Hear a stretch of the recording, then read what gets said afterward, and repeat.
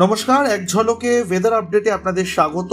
14 তারিখ রবিবার ঠিক কিরকম থাকবে আবহাওয়া সেই সমগ্র ছবি এবার আপনাদের সামনে রাখবো, যেখানে একেবারে সকাল থেকে শুরু করে দুপুর পর্যন্ত এবং সন্ধ্যাবেলাও ঠিক কিরকম আবহাওয়া থাকবে তার বিস্তারিত তথ্য দিতে এসেছি আজকের এই ওয়েদার আপডেটে। এবং আপনারা জানেন যে বৃষ্টি বজ্র মোডে আমরা গিয়ে আজকে দেখব যে কোন জায়গাতে সব থেকে বেশি বৃষ্টি হওয়ার সম্ভাবনা রয়েছে, দক্ষিণবঙ্গ না উত্তরবঙ্গ, এবং বৃষ্টি হলে সেটা কখন কোথায় কতটা হবে তারও একটা বিস্তারিত তথ্য আপনাদের সামনে রাখবো। আমরা যদি 14 তারিখ একেবারে সকাল থেকে দেখতে শুরু করি, ভোরবেলা থেকে দেখতে শুরু করি, তাহলে আমরা দেখতেই পাচ্ছি যে এই মুহূর্তে হলদিয়ার ছবি আপনাদের সামনে রাখছি, যেখানে সকাল 6টাতে কিন্তু ভালো মতন বৃষ্টি হওয়ার সম্ভাবনা রয়েছে। বুঝতেই পাচ্ছেন কাকদ্বীপ, নয়াচর, তার সঙ্গে গঙ্গাসাগর, এদিকে কন্টাই, দীঘার কিছুটা অংশে বৃষ্টিপাত হওয়ার সম্ভাবনা রয়েছে। পাশাপাশি পূর্ব মেদিনীপুর, তমলুক, ডায়মন্ড হারবার, এই সমস্ত জায়গায়, দক্ষিণ 24 পরগনা, এই সব জায়গাতেই কিন্তু বৃষ্টি হওয়ার সম্ভাবনা রয়েছে। এবং কলকাতা, পাশাপাশি বসিরহাট, মানে আপনার উত্তর 24 পরগনা, দক্ষিণ 24 পরগনা, দু জায়গাতেই কিন্তু বৃষ্টি হওয়ার সম্ভাবনা রয়েছে। আর এবার যত আমরা এগোবো, বেলা গড়াবে, বেলা গড়ানোর সঙ্গে সঙ্গে কিন্তু দক্ষিণবঙ্গে আমরা দেখতে পাচ্ছি সমগ্র জায়গাতেই বৃষ্টি হওয়ার সম্ভাবনা রয়েছে।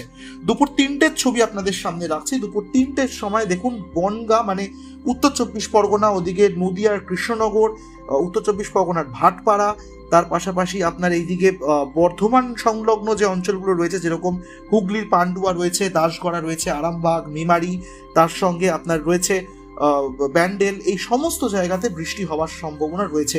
শান্তিপুর, অর্থাৎ দক্ষিণ 24 পরগনা, উত্তর 24 পরগনা, পূর্ব মেদিনীপুর, তার সঙ্গে পশ্চিম মেদিনীপুরের কিছুটা অংশ, এই সব জায়গাতেই কিন্তু দুপুর গড়ানোর সঙ্গে সঙ্গেই একেবারে আকাশ মেঘে ঢেকে বৃষ্টি হওয়ার সম্ভাবনা থাকছে।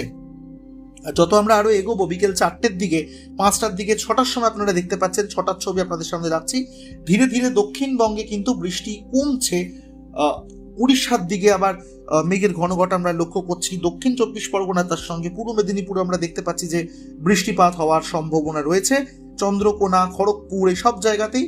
আর উত্তরবঙ্গের দিকে এগোলে আমরা দেখতে পাচ্ছি সেখানেও কিন্তু বৃষ্টি হবে।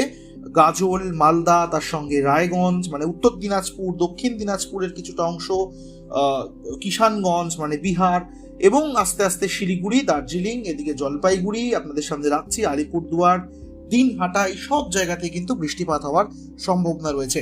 আর এবার আপনাদেরকে একেবারে এক ঝলকে আপনাদেরকে দেখিয়ে দিচ্ছি যে উত্তরবঙ্গের ছবিটা ঠিক কিরকম থাকবে। উত্তরবঙ্গ যে 6-7টি জেলা রয়েছে, সেই জেলাগুলোতেও কিন্তু একেবারে ভোরবেলা থেকে কিন্তু বৃষ্টি একটু একটু করে শুরু হওয়ার কথা রয়েছে। তবে বেলা গড়ানোর সঙ্গে সঙ্গে বৃষ্টিপাত বাড়বে, এমনটাই কিন্তু বলছে এই মানচিত্র।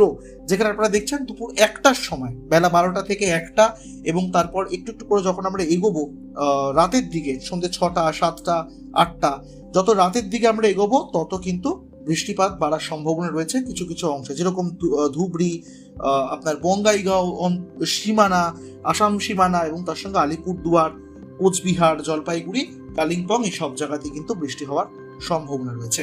আর এইভাবেই আমরা দেখতে পাচ্ছি যে এইদিকে আবার যদি বাংলাদেশের ওপরটা দেখি, বাংলাদেশেও কিন্তু বিভিন্ন জায়গাতে বিক্ষিপ্তভাবে বৃষ্টিপাত হওয়ার সম্ভাবনা রয়েছে দিনভর। দেখুন সকাল 6টা থেকে শুরু করে একেবারে যখন বেলার দিকে যাচ্ছি, বেলা গড়িয়ে সন্ধ্যের দিকে এগোচ্ছি, গোটা দিন গোটা বাংলাদেশেই কিন্তু বৃষ্টিপাত হওয়ার সম্ভাবনা রয়েছে।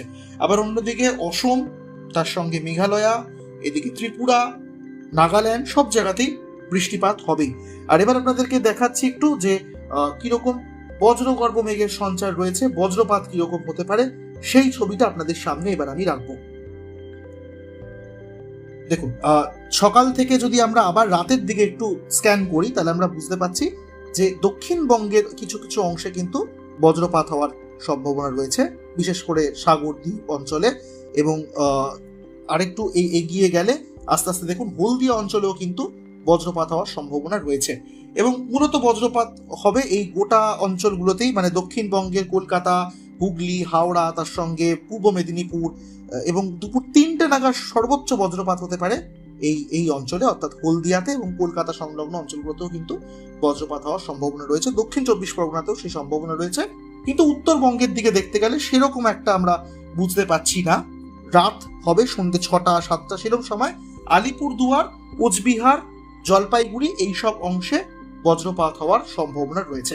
আর এই গেল গোটা দিনের আবহাওয়া, অর্থাৎ 14 তারিখ রবিবার কিরম থাকবে সেই আবহাওয়া আপনাদের সামনে রাখলাম। আপনারা অবশ্যই কোন জেলা থেকে এই খবর দেখছেন আমাদেরকে কমেন্ট করে অবশ্যই জানাতে ভুলবেন না, এবং অবশ্যই সাবস্ক্রাইব করবেন আমাদের ইউটিউব চ্যানেল এক ঝলকে মিডিয়া।